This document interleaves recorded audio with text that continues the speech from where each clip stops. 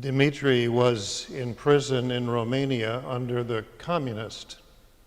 He was beaten with a hammer, paralyzing him and making him a quadriplegic. The other prisoners cared for Dmitri as best they could, without access to running water or enough food for them all. And the fellow prisoners had to work all day long in the prison camp. And so all day long, Dmitri laid in his own filth, in horrible pain and alone, until the other workers came home in the evening. And then they took care of him first, and they made his hell just a little bit better. Eventually, Dmitri was freed from prison and returned home to his family. One day, many years later, someone knocked at the door.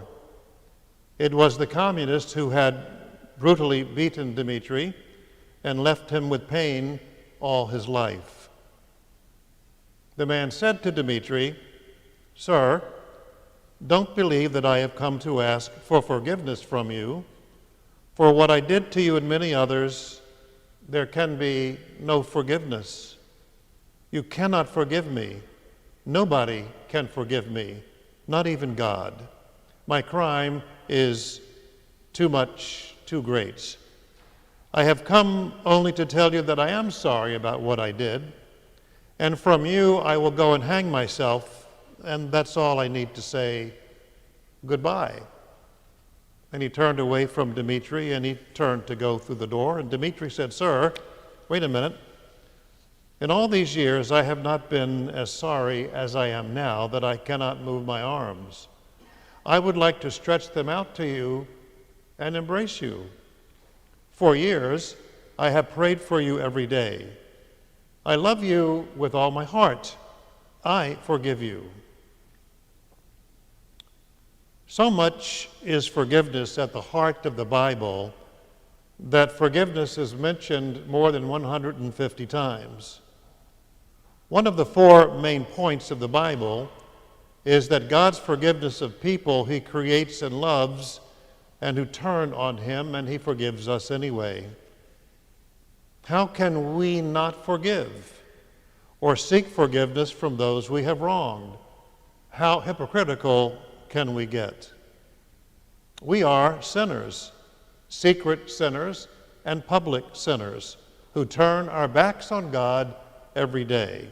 And every day from the cross, Jesus asks his Father, "Father, forgive them, for they know not what they do." But we do know. The Roman soldiers who nailed Jesus up there at that cross, maybe they didn't know. But we know. We know the Ten Commandments, and we know the difference between right and wrong.